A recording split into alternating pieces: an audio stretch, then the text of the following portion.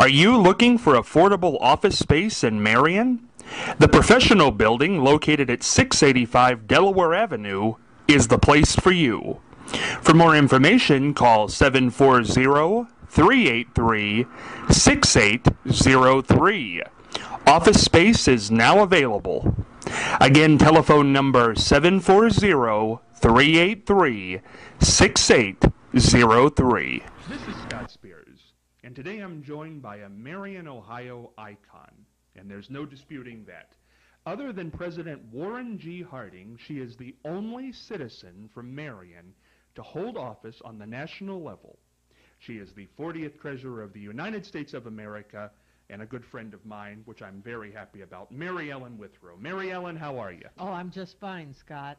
We could title today's program, Mary Ellen, This Is Your Life, because we're going to go back and look at all the great highlights and the fun and the beginning and where we are now.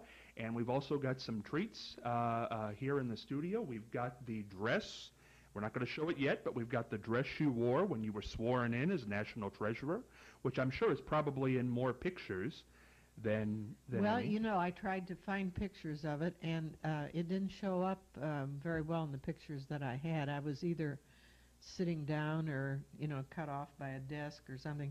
And but I probably have pictures over in my memorabilia, but I didn't go through those pictures because there's millions over there. Would you say that you've been photographed just because of that day in this dress more than any other clothing? No, I don't think so.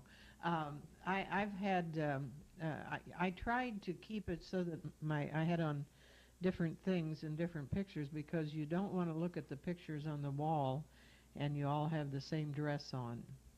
Did you wear this any after the swearing in? Yes, I wore it. I had it on in a trip. Yeah, I wore it. Yeah, it was worn other places, but it was the fact that you're kind of careful where you wear it, you know. I've got to ask you this, even though we're not going to show it yet, but this is kind of funny. You've told me this before.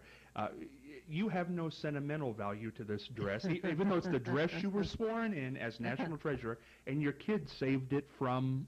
Well, I was going to give it away, and they said, oh, you don't want to do that. Yeah. Well, now, why do you think you don't have any sentimental value to it? Well, it's just a dress. But an important day. Yes, but... I mean, I've got the memories of it. It doesn't take a dress to make me remember everything that took place. Do you have any piece of clothing that is important to you? Not really. Maybe no. It's just a clothing thing. Yeah. Yeah. Uh-huh. Because you've kept other memorabilia. Yes, yeah. I did. I kept things that I thought I should keep, but, well, that's enough on the dress. You don't want to talk about the dress. We're going to get to. We're going to show it because people will remember it, I'm sure. All right. But let's start chronologically. Let's go back to the beginning. When and where were you born? I was born in Marion County, north of Marion, about 8 miles north. Do you want to say the year and the date? Oh, yeah. Everybody knows. I was born in 1930, October 2nd, 1930. And when we're taping this, you will soon be coming up on 82. That's right. Can you imagine that? No, I can't. You know, I hear people who get in their 80s and 90s and they say, when I was younger, I never thought I'd live this long. That's true, yes. Well, nobody in my family did. I'm setting a record. Well, now that you're here a couple weeks before the 82nd, yes, how right. do you feel? Oh, great! I feel great. and happy you made it this far. Well, absolutely, yes. And have got plenty to go. Yes, I don't want to quit yet. So. And you're not, absolutely not. Have you done anything special over the years to reach this age? Exercise, eat right? Mm-hmm. Yes, I swam a lot. I taught swimming at one point. I had my life-saving credentials, and I try to eat properly, although I don't always. I'm just like everybody else, you know. What's the worst part of getting to be 80? Well, you know, it's you know you're getting older, and that's not you don't like to think of it in those terms, but you have to. So I can't run anymore. I keep saying, and you know, you just you can't do the things you used to do. So it's a different lifestyle. You know, this is not singled out towards you, but I ask this because I'm curious of every senior citizen, and one day, hopefully, I hope we'll get there because everybody wants to live long. Do you think about death when you get to be a certain age? Oh, yes, you do, because it's all around you. Yeah. Do you have a belief of what happens when you die? Yes, I'm going to keep on going. Keep on going. There right, you go. Yeah. So you have a strong belief that there is heaven? Oh, yes, absolutely. Has that always been ingrained in you? I think so. Not so much when I was younger, but I think they sort of changed their philosophy in the preaching. You know, they used to talk about fire and brimstone, but I think they've changed that direction. Your childhood, your adolescent years, up to 18, what was it like? Oh, I had I had wonderful parents. I took piano lessons. I took singing lessons. I don't know what else. You know. Did you play sports? Did you? No. Well, I tried to play basketball, but I was too short. Were you involved in any activities in school? Any extracurriculars? Oh yes, I was in the drama club. I'm trying to think of the name of it. Props and Cues. Actually, I was treasurer. Is that right? Of Props and Cues. Yes, and I was in junior lecture recital, and I was in 4-H. I had the winning outfit at the fair. I made a wool suit with a pleated skirt, plaid, which was difficult, and and I won overall first place. I can't tell you what year that was, but I think I was probably about a sophomore or junior. Yeah. What high school did you go to? I went to Harding. I went to Grand Prairie for elementary, and then we could either go to Morrill or Harding, and I went to Harding. When people came up to you, up to 18 years of age, and said, "Mary Ellen, what do you want to be when you grow up?" What was the answer? No, I didn't know. Had no idea? No, I didn't. I did not have anything in mind at all. I've been asked that before. In fact, I think you might have asked me that. And it's strange that I didn't, but I didn't. Do you still play the piano? No, I don't, because I gave my piano to my daughter, and I got very serious about my piano. I was a serious student. Well, you also paint. I've seen some of your paintings. Yeah, I paint. I didn't do that until I was married. Yeah. Where did that come from? Was that taught, or did you just have that ability? Well, when my father died, I wanted to get my mother started on a project, and so I signed up for art lessons, and she took them and I took them, and that's how it got started. And it developed from there. And they really are. I mean, these are very nice paintings that you've done. When's the last time you painted? Well, I did some of my Christmas cards when I was state treasurer. They weren't painted; they were drawn. But it would have been when I was. It was before I got into politics. I didn't do much painting after I got into politics.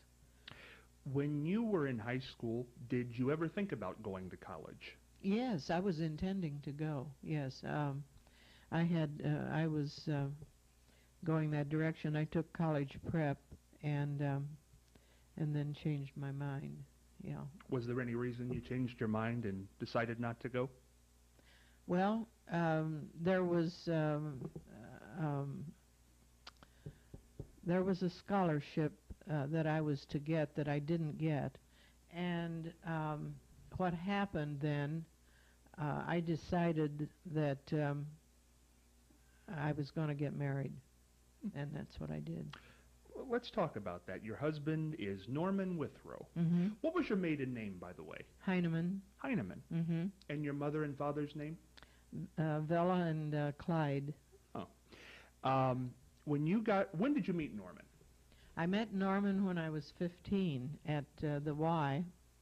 There was an older rural youth group, and you were supposed to be 16, but I went when I was 15. And so, yeah, we dated for 2.5 years, and then got married. How did you know he was the one? When did you know? Oh, thought I knew when I saw him, you know.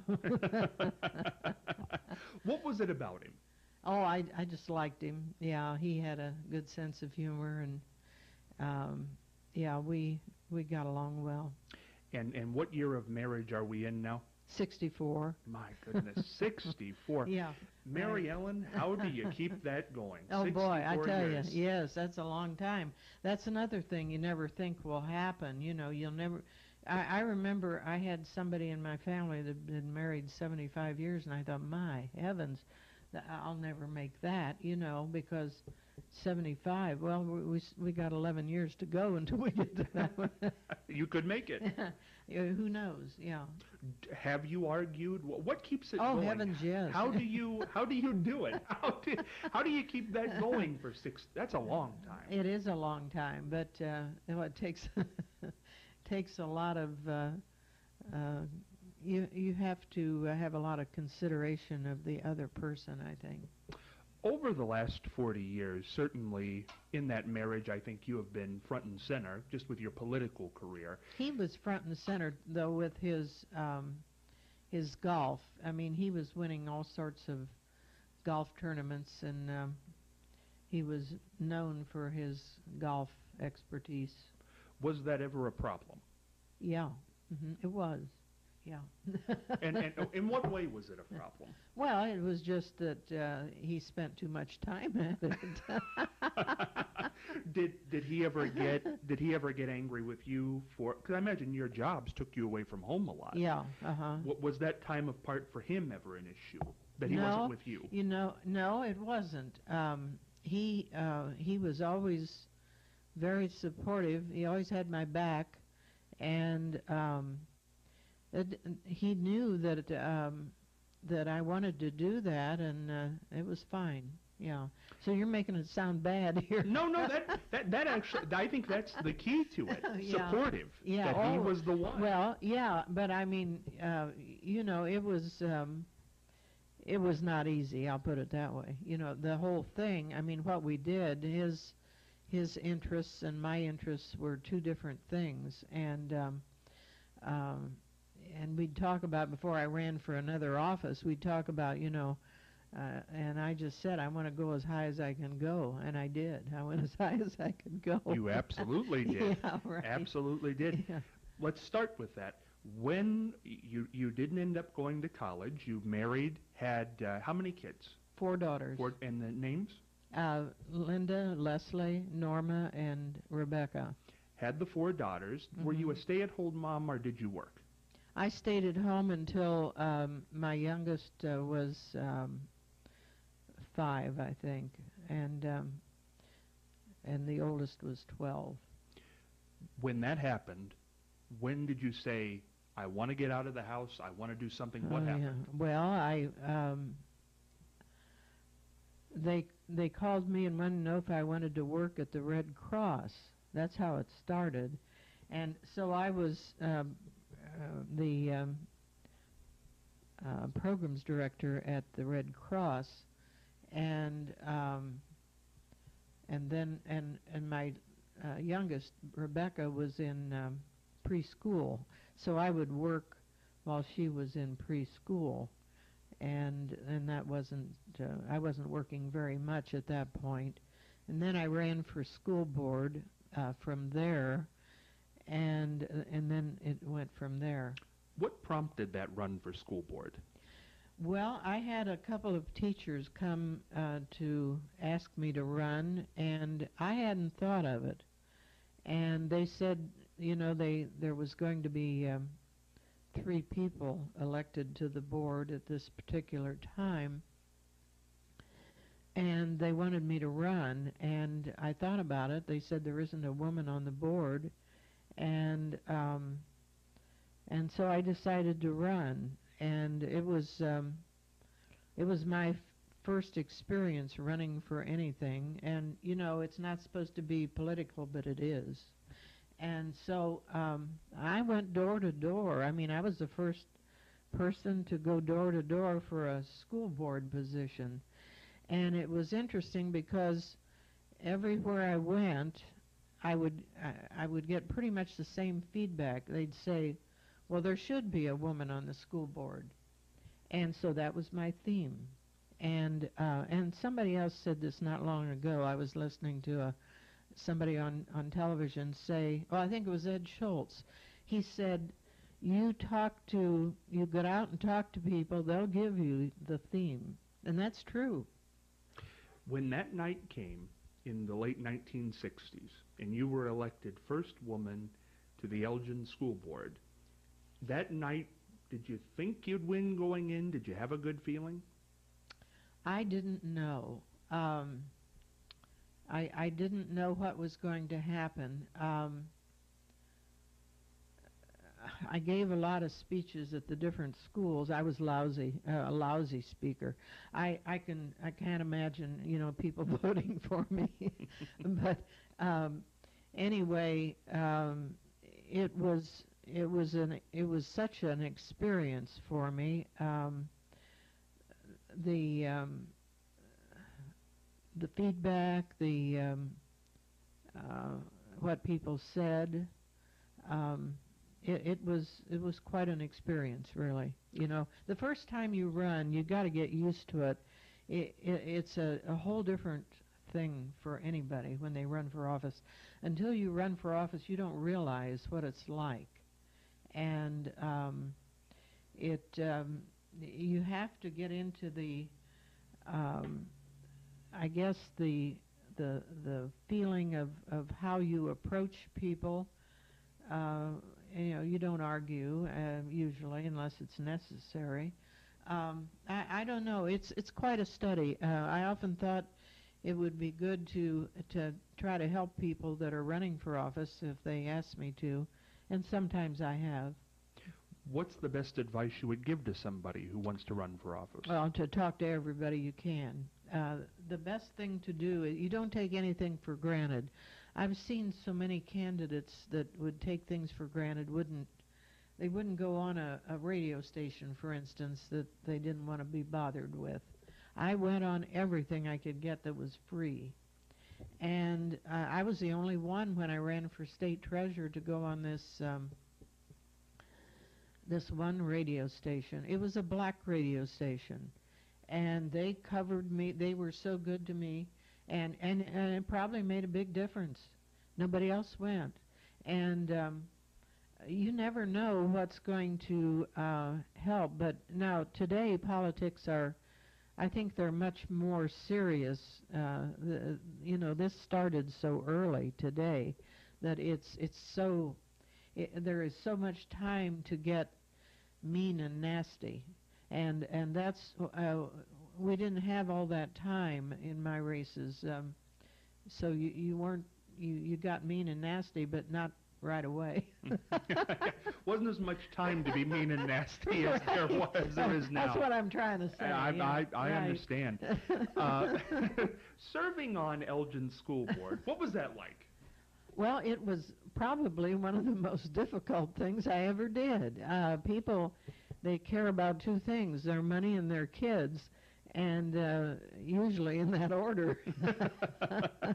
I remember it was very difficult, and I said everybody should have a chance at this wonderful job. From the Elgin School Board, where did you end up?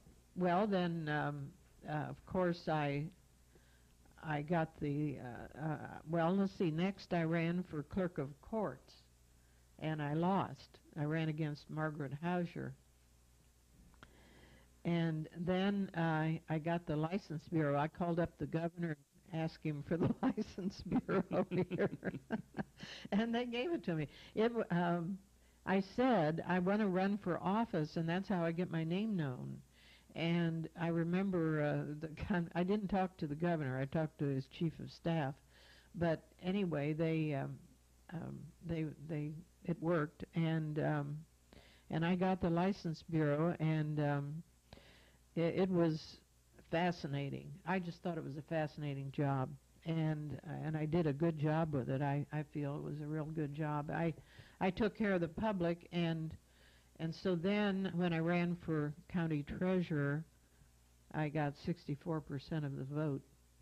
When you were working at the License Bureau and you said, I want to get in charge of this so I can run for office, did you know what office you wanted to run for? I was going to run for clerk of courts again. But they talked to me about it. They said that Ralph Wagner was going to retire, and they wanted me to run for treasurer. Well, then, as it happened, Ralph Wagner didn't retire. And this is a lot of information that I don't know if people know or not, but so then I was running against Ralph Wagner, but they got him out of the race, and so then I had there was two Republicans running, and then I ended up running against one of them, but it was all of this is a real study on human nature and everything, and what goes on within the support that you're going to have. You have to have the support of your party, and sometimes I think people do not have the support of their party when they run, but I think that's very important. Do you want to say why Ralph Wagner was after? No. I really don't want to go into that on the air. That's absolutely fine. Yeah. When you were when you lost the clerk of court race, first time you'd lost. Yeah. What's that like? It was terrible. I decided I never wanted to have that happen again. And I decided if I ran again and I lost, that was it. I was never going to run. That was it. But I won, and from there it went on. What's it like to be county treasurer? Oh, it's a good job. It's a very good job. I like taking care of money. I think I've told you that before. I took care of money at the License Bureau too, and I really enjoyed that. And I had never realized that I would. And then after I lost the License Bureau because the governor lost the election. Governor Gilligan lost. And then I went to work for the auditor. And it was while I was in the auditor's office that I ran for treasurer. And so that's sort of the progression there.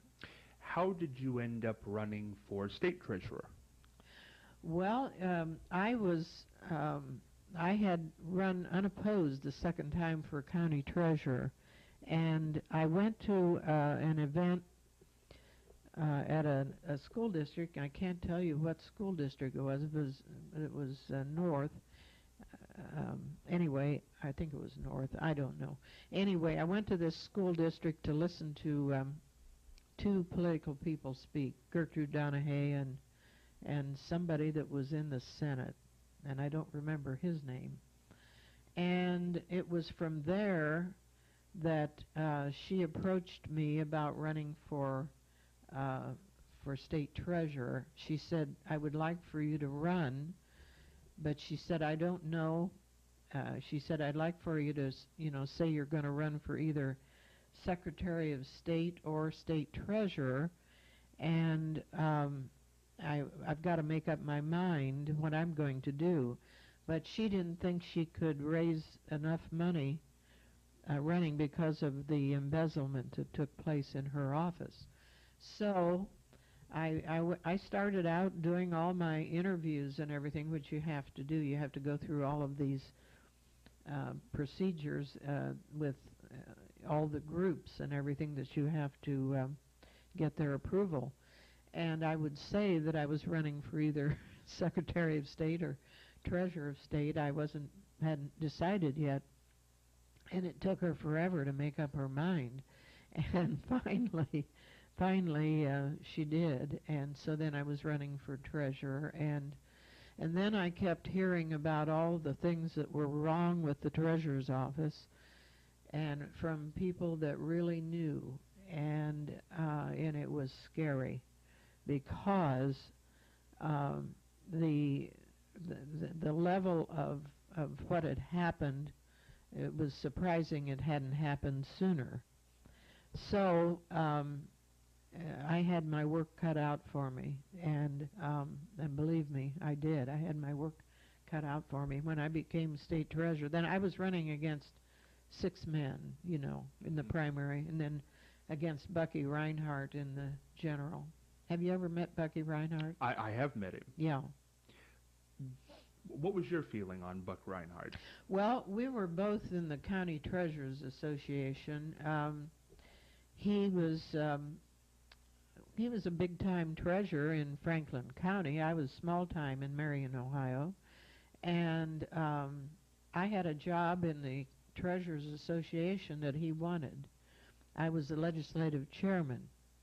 And he wanted that spot really bad, but they wouldn't let him have it because of his temper, pretty much. I think was primarily the reason. And so it was that was the situation. So running for office on the state level, what was that like?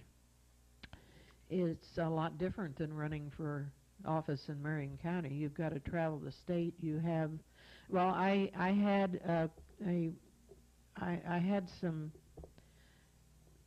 suggestions from Gertrude Donahue. The suggestion that I hire this person that was going to run her campaign if she ran.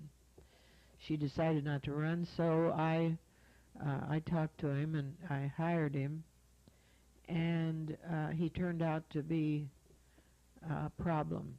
And he had a drinking problem, and I didn't know he had it. And he would call up, and he couldn't take me somewhere, and I had to drive myself, like on the west side of the state or somewhere. It happened a few times. And she also, she was worried about, Gertrude was worried about this embezzlement, and had a fundraiser for herself. Everybody thought it was for me, and she kept all the money herself. And I think as a protection against this embezzlement, and she didn't know what was going to happen legally with that. And so there was a lot of tough moments, I'll tell you. Did you feel confident election night that you were going to beat Buck Reinhardt? I was pretty, well, I wasn't for sure, but I thought I was going to win. The whole ticket won from top to bottom. Dick Celeste and Tony Celebrezzi and Tom Ferguson and Sherrod Brown and I, we all won. And 4 years later, we all won again. Yeah. What was it like being state treasurer? It was great. I really, you had a lot of responsibility. I had the amount of money that is in the pension funds, which I took care of, is enormous. And I started 2 new programs, the Link Deposit Program for small business and for agriculture, and I started Star Ohio, which is an investment pool for government money, which are both are still going on. As far as I know, Star is.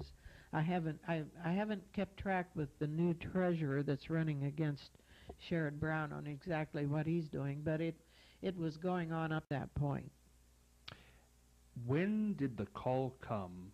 When did you have the hint that they were looking at you for national treasurer? Well, I had a call from the women executives in state government wanting to know if I was interested in a job. And I said I was, and I told them I was interested in U.S. Treasurer. and it went from there. I had a lot of support in the state. I had the National Democratic chair, who was David Wilhelm. He was from down in southern Ohio in the Appalachian District when he was here in Ohio. And but then he was national chairman when I was running for this. And I had John Glenn and Howard Metzenbaum, and there had been Hispanic people before me. So they told me, they said, you know, this is a Hispanic spot. Well, I said, who's the head of the Hispanics? And they told me, and I went to see him. I said, do you want this spot? And they said no. And so from there on, of course, there was a lot of people after this.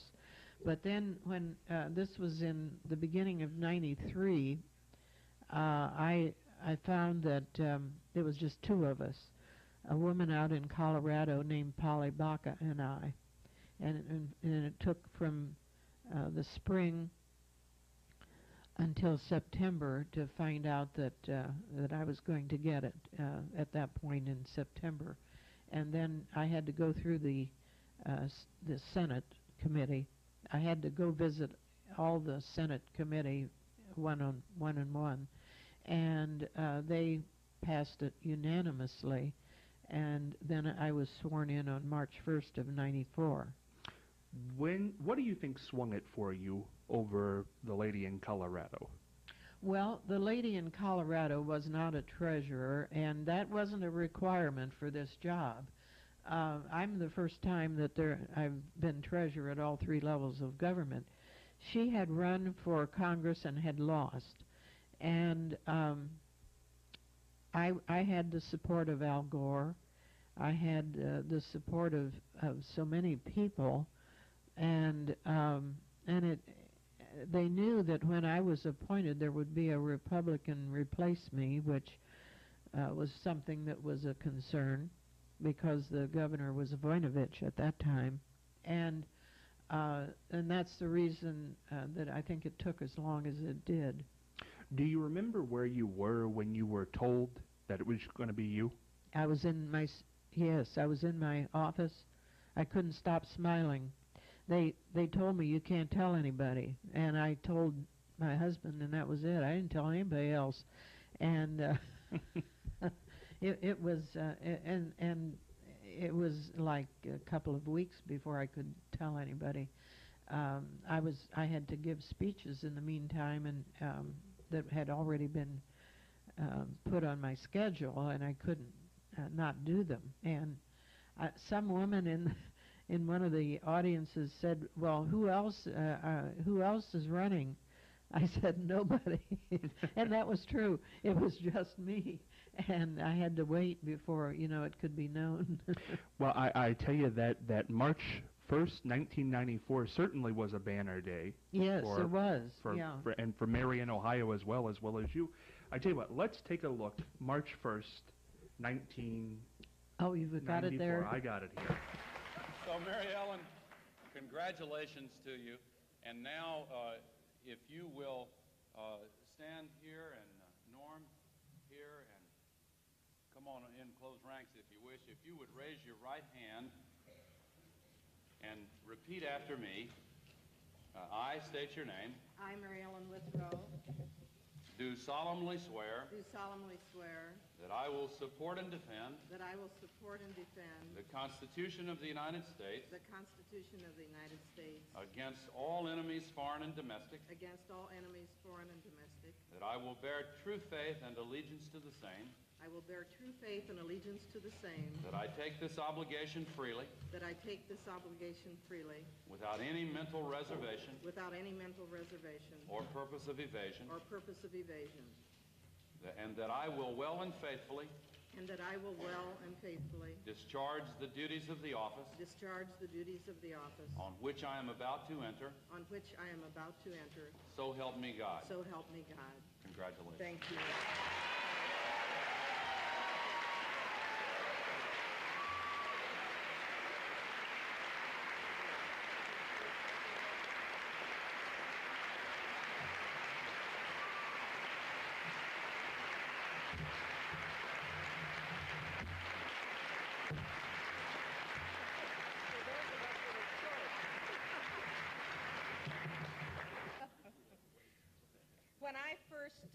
went into public service on a local school board in 1969, I had no idea it was going to lead me here.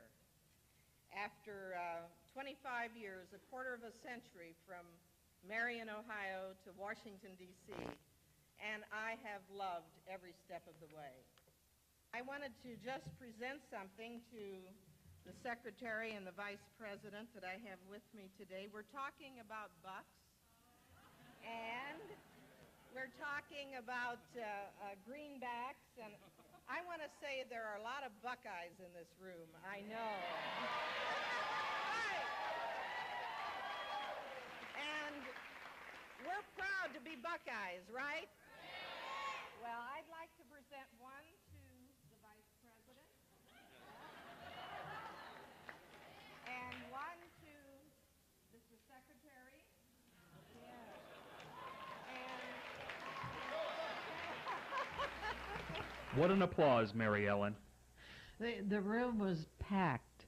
They had originally put chairs in there. They didn't have room for the chairs. They took the chairs out, and it was just packed with people.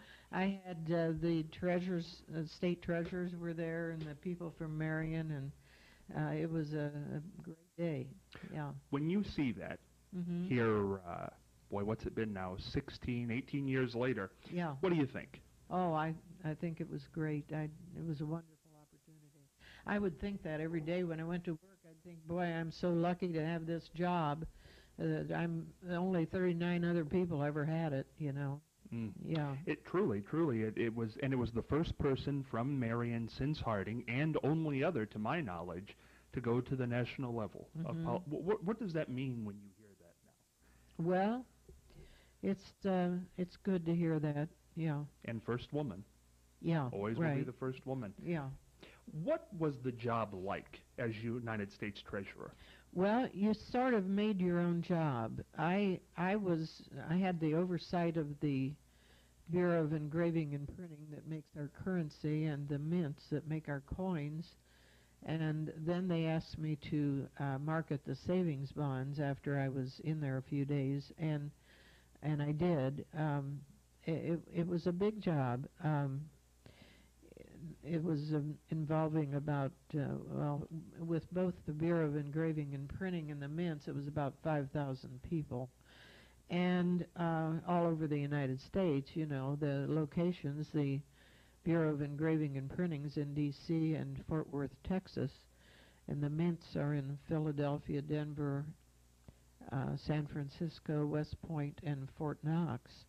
And then the savings bonds, I traveled a lot for savings bonds, and it was a very, very good job. It was a fun job. I really had to mold it the way I wanted it to be, and you have that opportunity at that level. They tell you, you know, they give you the basics, but from there you take it and you do with it what you want. I want to go back to that day for just 1 second because you've seen it now, the dress in action, and we have the dress that you wore here.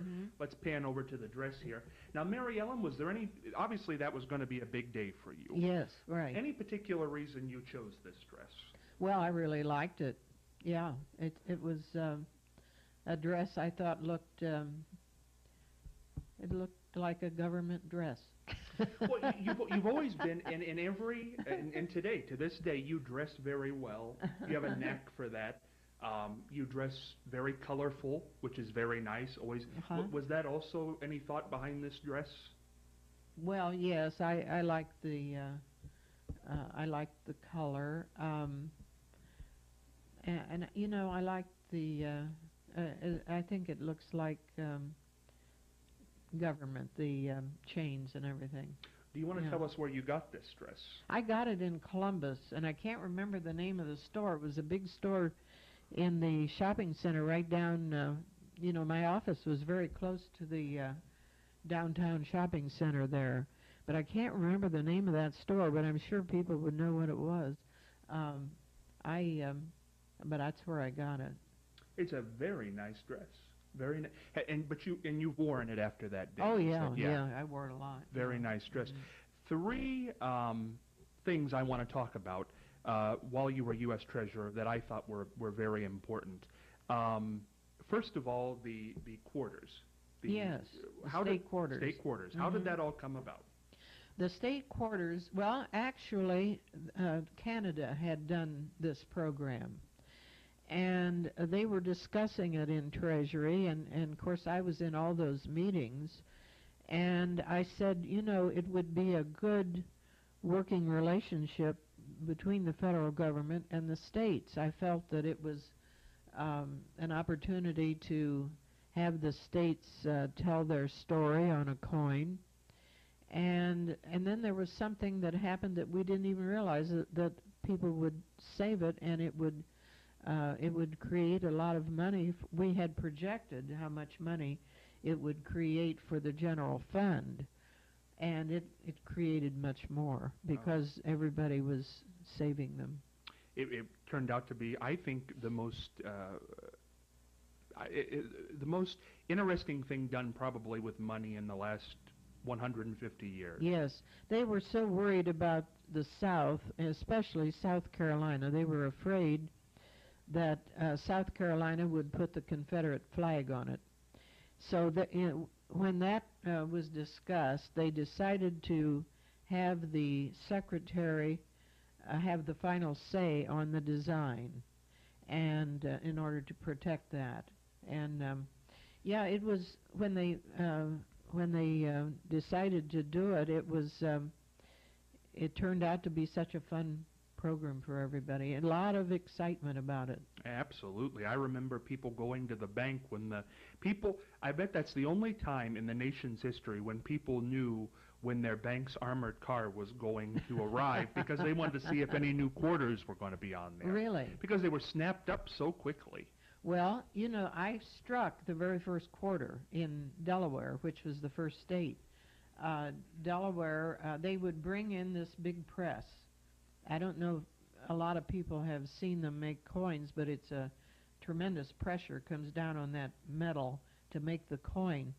And so what you do, you press a button, and it strikes that coin, and then they mounted it in a mounting of a box, sort of. It's a triangular box, and so that you can view the front and there's two quarters, so you can view the front and the back. And then I did the same thing at Pennsylvania, which was the second state, and I did the same thing at New Jersey, which was the third state. And then I went to, I think I was at every state. The last state was Virginia. I did New York, and then the next state was Virginia, and that was the last state that I did. And that was so interesting because they had the large ships on it, the 3 ships, and they had replicas of those behind me when we had the ceremony. I mean, it was in the water, and we were at the water. And yeah, all those ceremonies were tremendously interesting.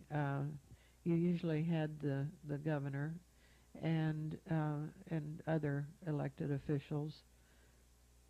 How many hours of travel do you think you logged as national treasurer? It was unreal. I tell you, one time I went from I had to go to Hawaii to release a commemorative.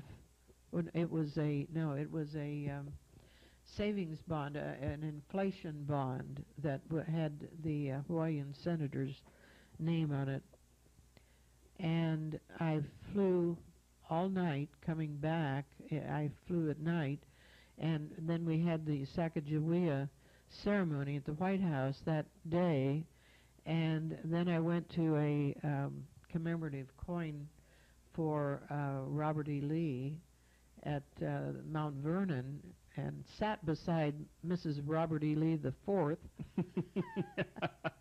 and that was what it was. I mean, you just went, and it was constant. That was the job. Yeah. If you go to Wikipedia and search Mary Ellen Withrow, one of the factoids that comes up in your biography is that you were one of the, if not the most visible treasurer.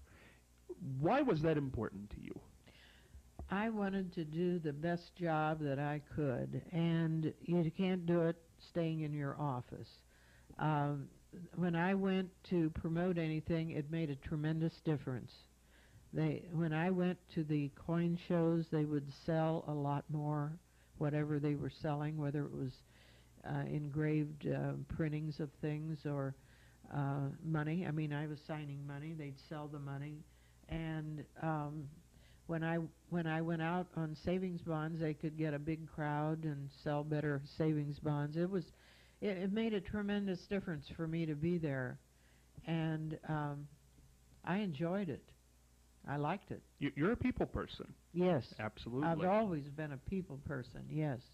The other thing, which I think is very interesting, we talked about this on another show recently, but I think it's worth noting in this biography. You're in the Guinness Book of World Records. Yes, Signing more currency. Yes, I signed more currency than anyone in history. I still hold it. How does that make you feel? Because that's something. That's lots, yeah. Yeah, that's a fun accolade. Yeah, right. Yeah. We go to 2000, and you've been serving now for 6 years. Bill Clinton's ending 8 years. He's had his 8 years. By the way, what was Bill Clinton like in your opinion? He was terrific. Terrific. Yeah. He was smart, personable, talk about somebody that liked people. Yeah, he was terrific. Still showing that today. Yeah. He's coming to an end. Al Gore's running. We don't have an incumbent. George W. Bush on the other side. Chances are you know that if Gore wins, you're staying in your position. Bush wins, you're obviously not staying. That November night comes, and it's the most bizarre November night there's ever been in election history. They give Florida to Gore, and then they give it to Bush, and then they take it back from Bush, and then 2 weeks later. Now, your job's depending on what happens to this with the Supreme Court, and what are you feeling when this is all going on? I'm feeling, I was under tremendous pressure, yeah. You don't know what you're going to have to do, and yeah, it was rough, yeah. When the verdict came down that December day in 2000, and you knew you were done, what did you think? I thought things were pretty crooked. Yeah, and I think you want my honest opinion. Well, that's. Did you feel it was going to go that way after election night? Well, I don't know. I felt that they should have counted all the ballots. That's what I felt, and they didn't. You know, and I felt that the Supreme Court was very political, and it's not supposed to be. And I had a bad feeling about the Supreme Court.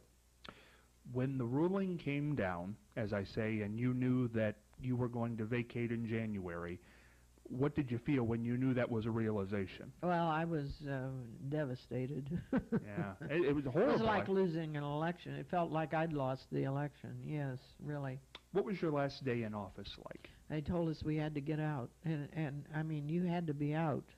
And I had, the Secret Service said they'd watch my things because I couldn't get a truck to take my things to my house, and until it was over a weekend, and so they said they'd watch everything, and so that's sort of what went on. Was there ever any talk, because it doesn't happen a lot, and certainly doesn't happen nowadays, but there have been bipartisan presidents where a president came in and kept a person in that position who was... Oh, it's not going to happen. It wasn't going to happen. No, it happened in the past. There's a treasurer that was there under Abraham Lincoln. He was there for 3 treasurers. There was one way back in the beginning that was there under 6 or 7 treasurers. But it's not going to happen today, I'll tell you right now. What's the reason? Too political. What about the Treasury office? I guess I can understand vice president, maybe senators, congressmen. When it applies to the Treasury office, why is it important that they be of the same party? Well, it wouldn't have to be. That's what I would think. It wouldn't have to be. It's just that whoever comes in wants to have responsibility for as much as he can so that he can keep an eye on everything. It would be my judgment of it. Is there also something to the fact of paying back favors? Oh, absolutely. Yeah. Yeah. Speaking of that, do you feel that possibly one of the reasons that you were chosen was that you were Ohio's treasurer? Yes. Yeah. I had been president of the National Association of State Treasurers the year before. We had gone to visit President Clinton at the White House, and that had some bearing on it. I had a tremendously good record as state treasurer. My investment record was really good, and then there was the loyalty factor. I think that enters into it too. Absolutely. When you went home January 2001, what was that like to go from this job with so much responsibility, traveling all the time, to basically nothing at that point, no Right. job, for the Well, first time in a long time? Yeah, I still had obligations. I had speeches to make. I had to, no secretary to do it. I had to do my own travel and all that. And I still was giving speeches. And it was, the secretary is no longer there. What was it like? Why did you decide you went to Bethesda, Maryland at that point? That's where I always lived. You always lived while you were in office. Yeah. Why did you decide to stay there once you were out of office? Well, I talked to Norman. I said, "Wait, what are we going to do?" And he said, "Let's stay there." He liked it there, and so we decided to stay there. Until 2011. Yeah, until 2011. And you came back to Marion. Right, I did. Most people don't do that. Most, I don't know what the number is, but I bet it's a very low percentage of people who went to the national level who ended up back in the town they were born in before they left us. Well, my family's here, and I tell you, I'm sure glad I came back. Really? Oh, absolutely. It's this town is such a sense of community. It's amazing. You don't feel that in Bethesda, Maryland. Of course, I didn't get involved in things there like I do here, but it's just that this is my home, and I know just about all the people, although there's a lot of people I don't know, too. But glad to be back. Yes, and glad we're to be back. glad to have you back. What do you want to do now? You're back in Marion for the rest of your life, or do you plan on maybe taking off someplace else at some point? Well, I think I'm going to be here. I don't have any plans. We might go to Florida this winter, but that's it. So what do you want to do? What's the rest of Mary Ellen Withrow's life look like? I'm telling you, I'm so busy. I'm really busy, and so I'm doing what I like to do. Are you happy doing it? Oh yes, I love it. Yeah. For people who might look at this years from now, because this will be available on the internet, in 2012, October, heading into October, what is Mary Ellen Withrow doing? What do you stay busy at? Well, I'm doing all the fun things at Primrose, and I'm in clubs and the Historical Society and DAR and all of those organizations. And, you go to the Palace and you see entertainment, and it's a great life. Do people treat you different? Oh, I don't think so. Well, in a way they do, I guess, but the people that I've known, they know me, everybody says I haven't changed. I didn't know you too well before you left, but I'd have to say you don't put on airs. No, I don't put on airs. Which is very nice. Would you ever consider giving it all up? Because I think what you do now is a job. You accept things, you go places, you're very busy. Would you ever get to a time, you're well past conventional retirement age, would you say, I want to stay home? No. Not unless I couldn't do these things. You never know when that's going to happen, but as long as I can stay active, I want to stay active. My husband says my social life has increased 100%. So coming back home really did kind of change your life in a way. It did, yes. When you're out of office, you're out of office. And you really, you don't know if you want to join anything there or not. You don't know the women that well. It's different. It's just not home. Yeah, absolutely. Yeah. Are you scared of anything? No, no, nothing. Do you think in your political life being a woman has helped or hurt you more? Oh, it's helped me. My goodness. It's absolutely. But there were times I would imagine. Oh, I was scared to death. Yeah. Yeah. I mean, this is the 60s, 70s, 80s. Yeah. Did people treat you differently because you were a woman? Oh, yeah. I was in so many meetings with all men at banks and so forth. Yeah. Is there anything on your agenda that you still want to do? Well, I have my goals. What are the goals? Now you're going to ask me what they are. And I can't really say what they are. It's just that I want to have fun and enjoy people, and I just enjoy life, So I've asked you this before, and I'm always hoping for a different answer. Would you ever run for office again? Oh, no. No, why not? No, I'm not at my age. This is not the age you run for office, Scott. But don't you feel, and this is just my opinion, we're going to opinion now, that if a city council position opened up, No, not on your you life. would never do it? No. Just because... Well, I tell you, I never wanted to be in that type of a situation. I was always the treasurer, okay? The only time was when I was on the school board. You have to influence, say, 3 other people to vote for you, with you, in order to get anything accomplished. When you're the treasurer, you're running the show.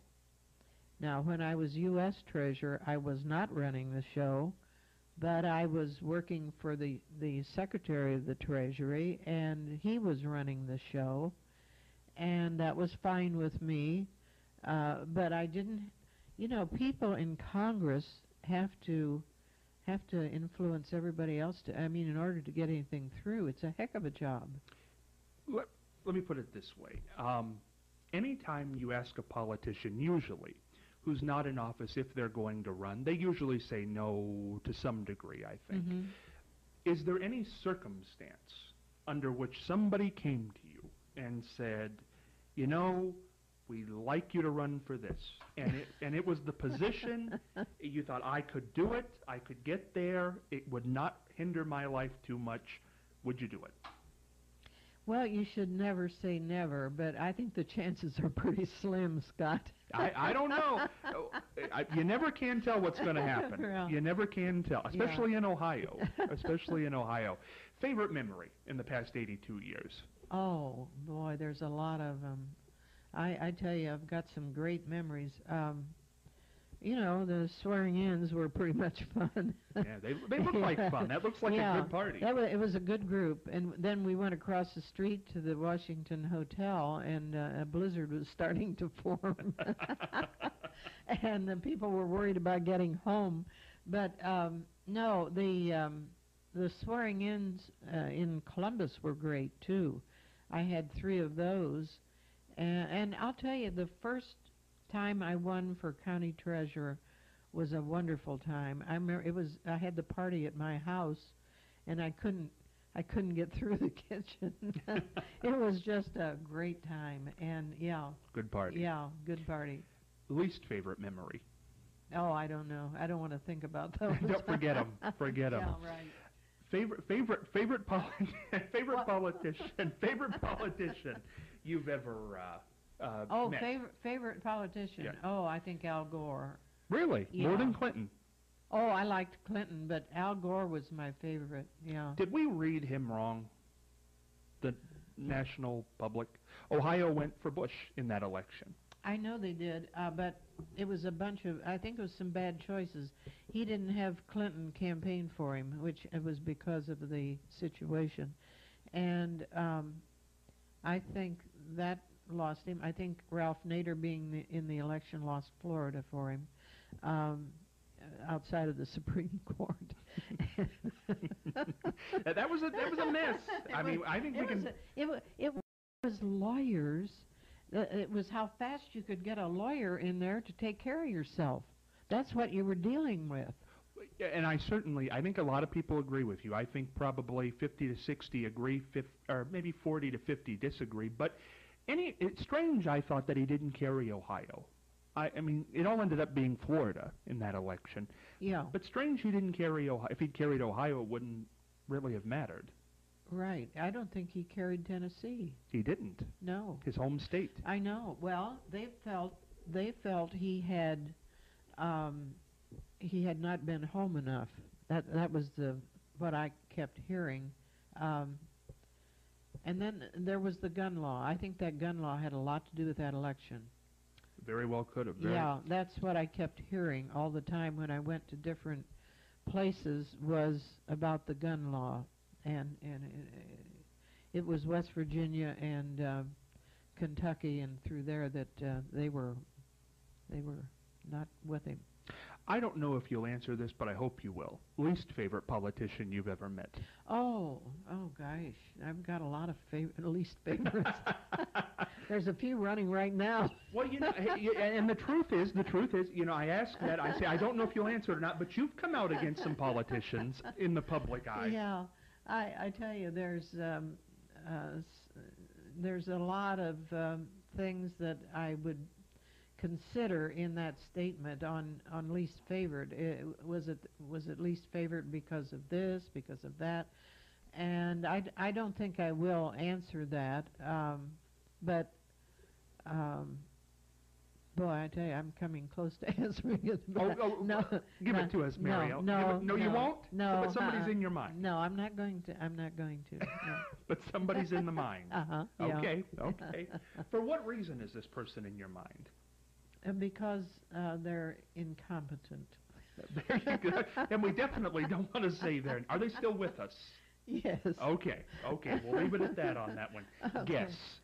People can guess out there. Okay. Two things I want to go into before we wrap this up, and this has been fun going down memory lane. Some things you've done since you left office in the last 12 years or so is came out for gambling in Ohio, casinos. Yes. Before we do that, let's see the commercial you taped for gambling. It was issue 3? You've been busy, haven't you? I've been busy. Here we go. Issue 3's West Virginia casino opponents claim the casinos would be bad for Ohio. They're wrong. They're working to protect their own out-of-state casinos. A recent State of Ohio report gives the facts. It confirms the casinos will be taxed on all wagers, and the Issue 3 revenue projections are nearly identical. In fact, most of the new revenue will go to every Ohio county. Vote yes on Issue 3. That was done in my home. Is that right? Yeah. The guy that mowed our lawn was starting to mow the lawn when I was, you know how many times you have to go through a commercial while they're taping it, and I said, he was supposed to come 2 days ago, but he came right when we were doing the commercial. That's a beautiful home you had there in Bethesda. I did have a beautiful home. That's a beautiful globe. That sticks out in that picture of me, that globe that's behind you. Let me see. Let's see if we can get that in the picture there. It might pop up there. Over here? No, it keeps changing. I don't know what. Oh, there, back over there. I think you're talking about the lamp. Oh, is that a lamp? Yeah. I thought it looks like a globe to me. No, there's no globe. Oh, okay. Yeah. Why did you feel it was important to come out for that? Oh, I had felt that while I was state treasurer. I said, we're losing all this money, and people are going to other states and gambling, And people are going to gamble. If they like to gamble, they're going to gamble. And I just felt Ohio was losing out tremendously, and we needed the money. It did pass, I should say, but in Marion County it failed. Yeah, well, so much for that. Any take you have on any read? Well, the churches were very strong against it, but the money's starting to come in now. I just heard that $100,000, $50,000. Okay, pretty good stuff. That's not bad. That's not bad at all. Want to just shoot some names out at you about things going on here in 2012. We do have a presidential election in 2 months, a little under 2 months, 5 weeks. Barack Obama, what do you think? Oh, I'm all for him. Mitt Romney. I'm not for him. What do you make of the guy? Well, the guy is searching for himself, I think. I think he's not. He's hard to figure out, and he's rich, and it's a problem. We talked about this before we went on air a little bit, and I want to bring it up because I think it's a tremendous statistic. 1 in 3 Republicans and over 30% of people in the state of Ohio believe our president of 4 years is not a citizen of the United States. It's unreal. How does that happen? I don't know. I can't figure it out. It's coming from people that are trying to cause trouble. I couldn't believe, I guess, the number. I know it's there. I just couldn't believe the number. Yeah. Is there anything you ever had to hold back on in public life? Is there ever an issue you felt, the big ones, abortion, gun control, taxes, obviously. Is there anything you ever had to hold back on when you were running for office because it might have been too hot? I think all politicians do that to some degree, that you can talk about now? Well, I can't think of anything. You spoke it all while you were running. As far as I can remember, maybe I'm not remembering everything, but I don't think there was anything. Yeah. Before I do want to ask you how you want to be remembered, so we'll get to that in a second, but I've got to do this because running for, our current state treasurer is Josh Mandel, and he's running for state senator against Sherrod Brown. And you taped one of the all-time great commercials that people can see when Josh Mandel was running for treasurer, wasn't it? Mm-hmm. For his opponent, Kevin Boyce. Yes, right. Let's take a look at that commercial. Oh, okay. I'm Mary Ellen Withrow. I'm sickened by the shameless attacks of Representative Mandel on Treasurer Boyce. The Columbus Dispatch condemns Mandel's bigotry and says his attacks aren't true. I agree. Kevin Boyce is a good Christian man of integrity and faith. He's saved taxpayers millions and took 2 voluntary pay cuts. Mandel is practicing the worst type of politics. That tells you a lot about him. Josh Mandel, you should be ashamed. Now that's a hard-hitting commercial. Yeah. When you see that, what do you think? I think good. I'm glad I did it. How were you approached about doing that? Oh, they wanted to know if I'd do a commercial for Kevin Boyce, and I said yes. And they read it to me over the phone, and it was fine. It was on a, I think it was on a weekend. I was here in Ohio, and they got me. I was out at. I was delivering pictures. People wanted pictures, and so so they set it up for I think that evening, and I grabbed an outfit and we went down and we shot it down near Columbus, and I didn't look at it. I should have looked at it after I did it, because that's what you should always do. And I thought I could have done a little bit better job, is what I thought, But anyway, I did it, and it was done. So. Better job as far as what? By being by my inflection with my voice.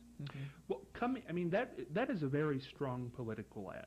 I mean, I think anybody would say that, to say, I'm ashamed of you. Yeah. I was. Well, I still am. Well, that I think that's fine. I think everybody has their own convictions. Yeah. Did you ever give any thought to saying that in a commercial that was going to go statewide? Was that written for you, or did you come up with that? How does that No, happen? it was written for me. But you had no problem saying? I had no problem. And never a thought given to that's going to go statewide? And No. As long... That, I guess for me, ashamed is a big word. Why were you ashamed of Josh Mandel? Well, it was what he had done. And I Personal attacks. Yes, Today, he's running at this time against Sherrod Brown. What do you make of him today? Have you seen the Liar, Liar, Pants on Fire? I have. Okay. I need to say no more. Okay. I understand. Yeah. Final question, which I wanted to get to. How do you want to be remembered? You're certainly going to be remembered. It'll be in the history books. It'll be part of Marion County history. It'll be part of national history, state history. The first woman to ever be on Elgin School Board, the first treasurer to be local, state, and national, Guinness Book of World Record holder, second politician from Marion to go to the national level, first woman to do it. How do you want to be remembered, in your own words? Well, gosh, that sounds pretty heavy. I really felt when I was U.S. Treasurer that I wanted to leave my legacy with the young people. That's when I started going to the schools and talking about saving money. That Treasury wanted me to talk about saving money, and so I was doing this in my speeches to adults, and I thought, I'm not getting anywhere. I need to talk to the young people and get them in the habit of saving money. So I thought, this is the way I want to be remembered, that I'm trying to influence young people to have a good life and think about what they're doing, because there's a lot of people that are refused at the federal level because of things in their past, and I would tell them that you need to lead a good life, because you never know what your opportunities are going to be, and wouldn't it be sad if you had the opportunity to have a job like this and you wouldn't get it? What would your parents think? Oh, they'd be so proud. Yeah, they about would. their daughter Mary Ellen. Yeah, right. My dad would have been all over the state campaigning. I know he would have. And if my grandfather had been around, he would have been all over the state campaigning too. Yeah. What do your grandkids and kids think of Grandma and Mother? Oh, they're used to it. My youngest grandchildren, they haven't experienced as much as my older grandchildren have. They were in all the swearing-in ceremonies and everything, and I'm just their grandma, although I've got my name on the money when they see it now once in a while. But it's I don't know what they do think, to be honest with you. It'd be interesting to know. Yeah, you ought to interview them. I should. We should all have them come in one day. Yeah. One of the great moments since you came back was we were doing radio at the time, and I remember I'd asked you to do something one day, and you said you had to go babysit. And I thought, most people, I can guarantee you, in their mind, think that the former treasurer is not out babysitting. But I think that's great that you do things like that. I don't do it very much, but they're getting grown up a little bit. Yeah. Well, I always say this, and I think it's the best time to say it is in a career interview like this, to look back. By the way, is it fun to look back at your career? Oh, yeah, yes. I love my career. I mean, it was something that happened that I never thought would be, and it's I'm very proud of it. Well, I always say this, and I'm going to say it here again, and I know Mary Ellen's heard me tell this story before, but the first time I met Mary Ellen, I was working at WMRN. It was in between Christmas and New Year's break, and nobody comes in during Christmas and New Year's. The office is even closed. And for the longest time, I couldn't get in touch with you. I ended up getting in touch with you. Lo and behold, you happened to be in Marion on break. And I was thinking, if I could just get her on the phone during this time, it would be great to do an interview. And I called you up, because, of course, I'd heard Mary Ellen Withrow all through my middle school, elementary, high school. You were in office and college. And I called you up, and I think it was New Year's Eve, if I'm not mistaken, New Year's Eve morning. And I called you up and I said, I've got 10 to 11:30 free. Could we do an interview? And you said, what time do you want me there? And you came in, which people don't do, and you took questions, and we had fun and took pictures, and everybody was so excited that you were coming, because I don't think you'd been on radio too often at Probably that point not. since Yeah. leaving the national office. And every time we've met since then, you have always been very kind to me. And that's, there's nothing to do with politics for anybody out there watching. Mm-hmm. You're just a kind lady and such a legacy. And the happiness that everybody felt in Marion when you were in office, we all walked around, I think, a little straighter. We were a little, hey, somebody from Marion is working in Washington. Yeah. Well, I had a lot of visitors, and that was so great. All the schools and everybody came, and so many people came that, wouldn't have otherwise. Yeah. Mm-hmm. Well, I say get a good look, because for however long it lasts, and I think it's going to last a long time, you're not going to see Mary Ellen Withrow's like again. Thank you, everybody, for taking a trip down memory lane. Take care.